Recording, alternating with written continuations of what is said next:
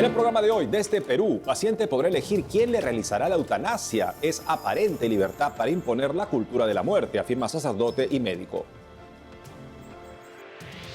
Eutanasia aprobada en Cuba es una medida arbitraria que la gente no comprende, dice sacerdote a cargo del clero en La Habana. En Turquía, el Estado Islámico reconoce el asesinato de un feligrés en plena misa en Estambul. En memoria a las víctimas del Holocausto nazi, el Papa dice que asesinar por odio nunca se puede justificar. Este domingo se cumple el primer año del triple jubileo por los 700 años de la canonización de Santo Tomás de Aquino. Le contamos más del santo. Hola amigos, bienvenidos a su programa de noticias con enfoque católico EWTN Noticias. Soy Eddie Rodríguez Morel. Natalie no estará con nosotros el día de hoy. Empezamos las noticias desde Turquía. Un ataque durante la misa de este domingo en una iglesia católica de Estambul dejó un fallecido como saldo. Un equipo de WTN estuvo en la escena. Todos los detalles en el siguiente informe. Este es el momento en que dos asaltantes enmascarados abrieron fuego este 28 de enero en la iglesia de Santa María de Estambul durante la misa dominical. La escena muestra a los feligreses buscando refugio de los agresores debajo de las bancas del templo. El ministro del Interior, Ali Yerlikaya, dijo que un hombre de 52 años al que se hace referencia solo como CT fue el objetivo del ataque con arma de fuego. Perdió la vida poco después de llegar a un hospital. El mismo domingo se confirmó que los agresores eran dos terroristas del Estado Islámico. Actuaron en respuesta al llamado del grupo extremista de atacar a judíos y cristianos en todas partes, según detalla Infobae. Esta mañana la iglesia de Santa María de Estambul amaneció con flores y velas en homenaje a la víctima. Las imágenes muestran los impactos de bala al interior del templo católico. En una entrevista con EWTN News, poco después del ataque, el obispo Massimiliano Palinuro, vicario apostólico de Estambul, analizó la situación. Estamos preocupados por el futuro, porque si esto es una señal de la intolerancia religiosa para nuestra comunidad, podría ser una mala señal. Recemos. Al cierre de este informe, el presidente Erdogan ofreció sus condolencias a la comunidad de la iglesia de Santa María Draperis en Estambul e indicó que se han iniciado esfuerzos para atrapar a los atacantes. Por su parte, el Papa Francisco, luego del rezo del Ángelus en la Plaza de San Pedro este domingo, expresó su cercanía por la tragedia. Santa María Draperis a Estambul. Este domingo, al término del rezo del Ángelus, el Papa Francisco exigió que se respete a las poblaciones civiles y se escuche su grito de paz, porque la gente está cansada de la violencia, reporta Así Prensa. Sobre esto y más informa nuestra corresponsal Almudena Martínez Bordiú. El pasado sábado, con ocasión del Día Internacional en Memoria de las Víctimas del Holocausto, el Papa Francisco llamó a no olvidar a las millones de personas asesinadas por la lógica del odio que nunca se puede justificar. El Santo Padre se unió a la conmemoración de esta jornada establecida por las Naciones Unidas en el año 2005 para recordar a los judíos asesinados por los nazis.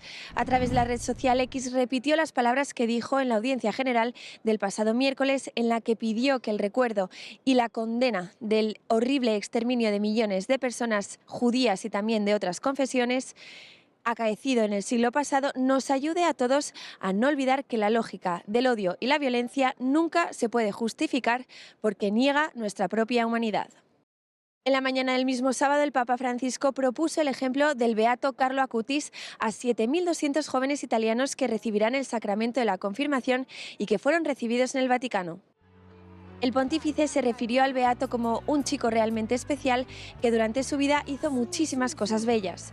Destacó que sobre todo era un apasionado de Jesús que utilizó Internet al servicio del Evangelio, difundiendo el amor por la oración, el testimonio de la fe y la caridad hacia los demás. En sus palabras previas al rezo del Ángelus dominical, el Papa Francisco reflexionó sobre las cadenas que oprimen al hombre y señaló que cuando éstas aparecen, lo peor que se puede hacer es dialogar con el diablo, porque, aseguró, siempre se pierde. En cambio, alentó a invocar a Jesús, quien vino a liberarnos de esas opresiones. Esto es lo que hace el diablo, el demonio. Quiere poseer para encadenar nuestras almas. Y nosotros debemos estar atentos a las cadenas que sofocan nuestra libertad, porque el diablo te quita la libertad siempre. El Papa señaló que algunas de estas cadenas son adicciones, el perfeccionismo imposible, que mercantilizan y desvirtúan al hombre, así como el miedo al futuro, la baja autoestima o la idolatría del poder. Jesús tiene el poder de echar al diablo. Jesús libera del poder del mal, pero estemos atentos. Echa al diablo, pero no dialoga con él. Nunca Jesús ha dialogado con el diablo. Y cuando ha sido tentado en el desierto, las respuestas de Jesús eran palabras de la Biblia, nunca un diálogo. Hermanos y hermanas, con el diablo no se dialoga. En Roma, Almudena Martínez Bordiú, EWTN Noticias. El martes 23 de enero, el Papa Francisco otorgó un nuevo cargo al cardenal Víctor Manuel Fernández, responsable de la polémica declaración que promueve la bendición a parejas del mismo sexo y en situación irregular. El procurador argentino ha sido nombrado miembro del dicasterio para la promoción de la unidad de los cristianos. Esta área de la Santa Sede se ocupa del diálogo con los cristianos no católicos. La designación se produce poco después de que el cardenal Kurt Koch, prefecto del Dicasterio para la Unidad de los Cristianos, confesara que la declaración Fiducia Supplicans causó malestar también entre el mundo ortodoxo. Desde Argentina, una entidad de defensa de derechos humanos impulsa una campaña internacional por la liberación de 3 laicos encarcelados por la dictadura en Nicaragua. El último viernes les contamos la historia de los colaboradores de Monseñor Rolando Álvarez en Matagalpa y Estelí, jurisdicciones eclesiales del desterrado prelado. Escuchemos al doctor Dani Ramírez, secretario ejecutivo del Centro de Asistencia Legal Interamericano en Derechos Humanos. Me permiten darles un abrazo, no preciso ni decir. Desde Cali hemos recibido información por parte de otros activistas de derechos humanos que los laicos que trabajaban para Cáritas están en este momento bajo arresto injusto por cuanto sus juicios incluso fueron realizados a puertas cerradas, están guardando prisión. Una de ellas es una mujer que está en la cárcel La Esperanza. Entonces la situación de ellos es de encierro injusto y de condena arbitraria. Lo que estamos haciendo a favor de estos laicos es que estamos en una campaña ahorita de denuncia pública, está en nuestras redes, pero vamos a pasar de la denuncia a las acciones concretas. Vamos a escribirle a todas las sedes de Cáritas regionales e internacionales que podamos nosotros acercarnos, exponiéndoles que tienen que solidarizarse con esos hermanos que lo que buscó el régimen o busca el régimen era hostigar a todos aquellos que estaban alrededor de Monseñor Álvarez, de uno de ellos, y no voy a decir su nombre para proteger actualmente a esa persona. Vamos a iniciar una denuncia, es decir, un juicio ante la Comisión Interamericana de Derechos Humanos para exponer las violaciones de derechos que esta persona ha sufrido como parte del patrón de censura, castigo y venganza que el Estado de Nicaragua está ejerciendo contra la Iglesia Católica, los ministros de la fe y también contra los laicos. Me permiten darles un abrazo, no preciso ni decir. De visita en Lima estuvo hace poco el sacerdote cubano Alfredo San Juan Guilarte. El responsable del clero diocesano de la Arquidiócesis de La Habana le contó a Natalie Paredes los retos de un presbítero en la isla y más. Veamos la entrevista. Usted está allá en Cuba, donde se viven distintas realidades. ¿Cuáles son los retos a los que se enfrenta un sacerdote en un país dominado por la dictadura comunista? Bueno, normalmente vivimos nuestra vida de fe, digamos, en 2 dimensiones. Una vida de fe personal, en la oración, tratando de buscar también esos espacios, ¿no?, que necesita todo sacerdote de vida espiritual, de lectura de la palabra. Y bueno, también está la vida, digamos, pastoral, la vida pública, que es donde los retos se hacen cada vez más difíciles, ¿no? Y sobre ese horizonte bueno, pues ponemos la luz de Cristo y tratamos de superar estos retos, ¿no? Que nos pone cada día a salir al encuentro con la gente así, que espera, ¿no? Una palabra, una sonrisa, una ayuda, una caridad, una manera de estar en medio del pueblo. Y eso es lo mejor, Padre. Y con todo este panorama, ¿cómo están las vocaciones allá? ¿Cómo se viven? Bueno, las vocaciones siguen siendo una llamada de Dios a la que responden generosamente los jóvenes. Y bueno, como llamada, creo que ahora mismo pues estamos en un momento bien, un poquito complejo, porque no tenemos todos los candidatos que quisiéramos. Pero al mismo tiempo vemos una semilla que germina, que crece en estos que van dando un sí al Señor, ¿no? ¿Cómo hace para que la fe se mantenga viva en el pueblo? Bueno, nuestro pueblo es un pueblo de fe. Esto es algo que yo creo que es identitario. Ahora, que se mantenga la fe en Jesucristo es el reto. Exacto. Porque a veces se desvía un poquito, ¿no? Este sentir de buscar, de creer en algo o en alguien. Y ahí es donde está el reto de la iglesia en Cuba hoy, pues conducir ese espíritu, esa fuerza de la fe, esa semillita, ese regalo de Dios en el corazón de los cubanos, conducirlo por el camino de Jesucristo y la fe en Cristo. La fe también es fruto de una fidelidad de las abuelas, que también son, de unas guerreras y han transmitido en tiempos difíciles la fe. Y por otra parte está también la vivencia de los sacramentos. La fe de nuestra gente también está sustentada en esta necesidad que sienten de llegar a nuestros templos para bautizar a sus niños. Es algo también muy bonito, ¿no? Un tema que ha llamado bastante la atención y ahora que muchos países quieren legalizar es la eutanasia, que aquí en Cuba, precisamente en diciembre, el Parlamento en Cuba aprobó una ley a favor de la eutanasia. ¿Qué opina respecto de esta decisión? Bueno, en principio, en nuestro contexto parecía algo arbitrario, porque somos un pueblo que defiende la vida. El cubano, por naturaleza, quiere vivir. Y su lucha es precisamente vivir, ¿no? Entonces venir esta ley ahora como a contrastar, ¿no? Ese deseo de vida, ese deseo de una familia, del cariño y el afecto al abuelo, que estén con nosotros. Es interesante en esto también cómo se entremezcla el tema de fe y la vida sacramental, ¿no? Aún los más distantes, aún los creyentes en otras cosas, aún otros que practicaron o practican otras prácticas religiosas, llaman al sacerdote. Queremos que unja, queremos que nos dé una esperanza, queremos que la abuela vuelva a casa, o queremos que, si es la voluntad de Dios, pues descanse en paz. Algo que también sonó en diciembre y que salió a la luz fue el documento Vaticano Fiducia Supplicans, sobre la bendición a parejas del mismo sexo. ¿Cómo ha sido tomada por el clero allá en Cuba, ¿no? Por los feligreses también? Bueno, mira, el Papa nos ha dado una claridad en esto, en cuanto nos ha dicho, bendecimos a la persona, no al pecado. Y nuestro pueblo, como bien le decía, es un pueblo que donde pasa un sacerdote, donde pasa una religiosa, donde pasa un ministro de la iglesia, se acerca y lo primero que hace es pedir una bendición. No es para nosotros algo nuevo, no es para nosotros algo que haya sido como impuesto desde Roma, no, al contrario. Es para nosotros una práctica de vida, bendecir al que se acerca.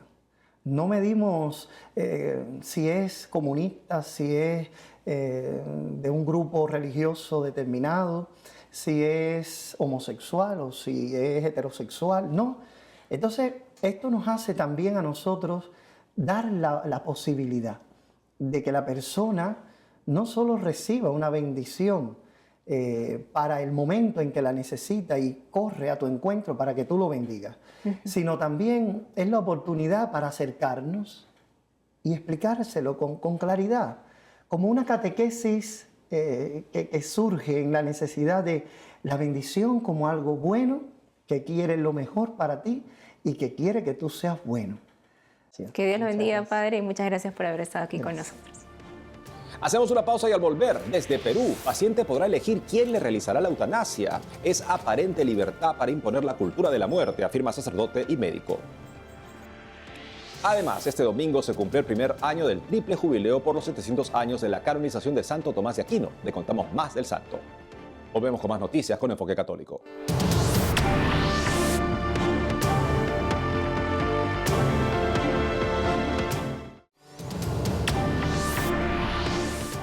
En Perú, una paciente con enfermedad terminal podrá elegir quién le realizará la eutanasia. Veamos.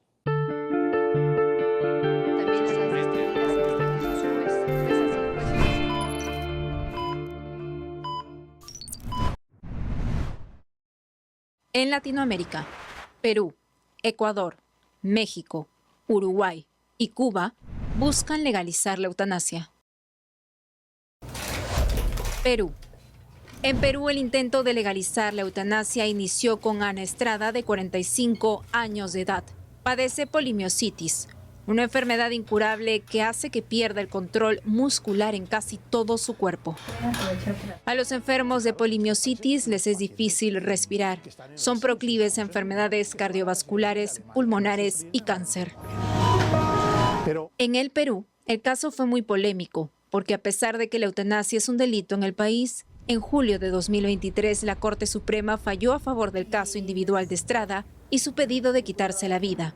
El 20 de enero último, el Sistema Público de Salud aceptó que Ana Estrada escoja al médico de su confianza para ejecutar la eutanasia. Este procedimiento va a ser en estricta privacidad y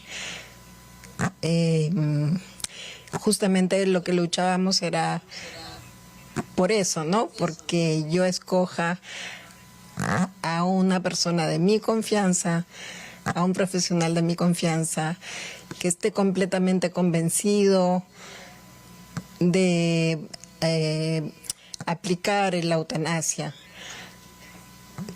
Muchos de los comentarios en contra tienen que ver con este tema, ¿no? De que a qué médico se le va a obligar, etcétera, ¿no? Y justamente este derecho se trata de no obligar a nadie. Y eso incluye a los médicos. El abogado Alberto González, presidente del Centro de Estudios Jurídicos Santo Tomás Moro, explicó que el fallo no cambia la ley peruana, sino que es una respuesta del Poder Judicial a un caso concreto que se hizo muy mediático. Estábamos pensando que iban a resolver en esa línea porque lamentablemente hoy en día los jueces que aplican el derecho tal y como él está concebido no son la gran mayoría. Para González, la sentencia es un precedente en Perú ante futuros pedidos individuales de eutanasia. Sobre el caso de la paciente Ana Estrada, el padre Augusto Meloni, sacerdote y médico que antes de entregar su vida a Dios fue un alto funcionario de la Organización Mundial de la Salud, dice que la decisión de que la paciente pueda elegir quién le realizará la eutanasia es un engaño. Escuchemos sus argumentos. Estos engaños progresan y esta manipulación logra permear las conciencias de algunas personas porque se disfraza de libertad. Entonces, el argumento es bueno. No podemos obligar a un médico que con recta conciencia haga objeción de conciencia. Entonces yo para no obligar, entonces yo elijo a alguien que sí tenga tanta oscuridad y confusión como yo para que, entre comillas, practique el asesinato. Le llaman como siempre procedimiento, le llaman derecho. Pero eso sabemos que es simplemente una postura manipuladora, porque en los países donde esto ya tiene varias décadas, se ve que no hay ningún deseo de respetar la libertad y la decisión de los ciudadanos. Hay casos emblemáticos de padres que han suplicado a las autoridades del Estado para que le permitan vivir, y el Estado lo ha impedido. Entonces, conseguir que el Estado sea parte de la maquinaria de la cultura de la muerte es el objetivo. Y el disfraz es la libertad, la decisión. Bueno, yo pienso así, respétenme a mí, yo respeto a los demás. Pero eso, igual que en el caso del aborto, en este caso también en la eutanasia, en el llamado suicidio asistido. Sabemos que simplemente es una estrategia de esa ruta de la cultura de la muerte que siempre primero va a apelar a la libertad, a la decisión, al libre albedrío de las personas, pero que luego buscan que involucrar al Estado y manipular para imponer la muerte, la destrucción, porque esta cultura no respeta al ser humano, no respeta ningún derecho de las personas, sino lo que quiere es imponer esta maquinaria, diríamos, de destrucción que paso a paso van tratando de imponer y disfrazados paradójicamente de libertad. La libertad es vivir en la verdad. Nosotros tenemos aquí la responsabilidad de ayudar a formar las conciencias, porque las conciencias las formamos si es que encontramos la luz de la verdad, y la luz es gris. Y sin el don de la fe, nosotros vamos a caer justamente en la esclavitud de nuestros supuestos derechos, deseos, que son el sistema educativo formal e informal los que manipulan y los que forman. Entonces no es en realidad que soy libre, sino que me dejo llevar por ese huaico de muerte y de destrucción.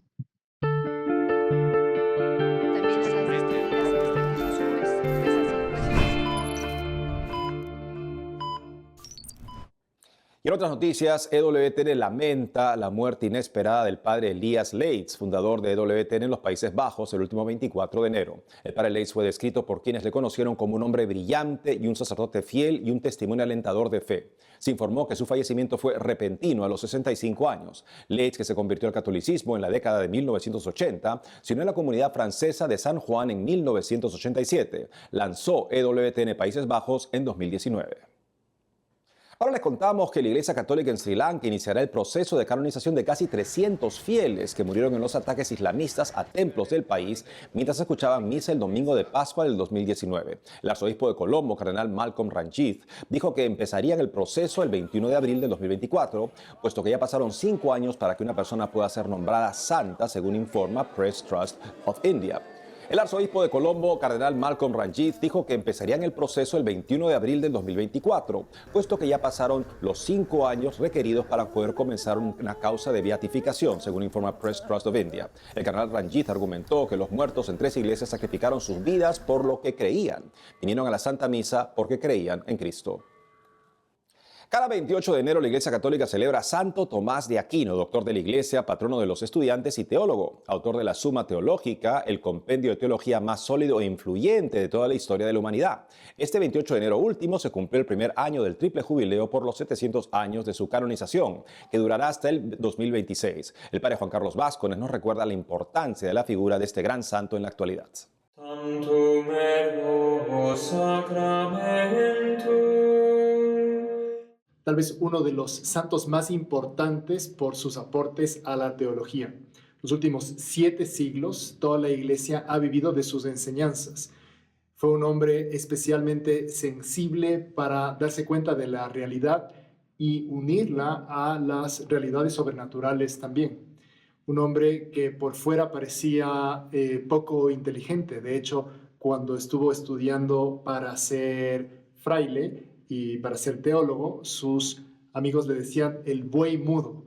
Y uno de sus profesores, dándose cuenta de la inteligencia que tenía, les dijo que los mugidos de este buey serían escuchados por toda la humanidad.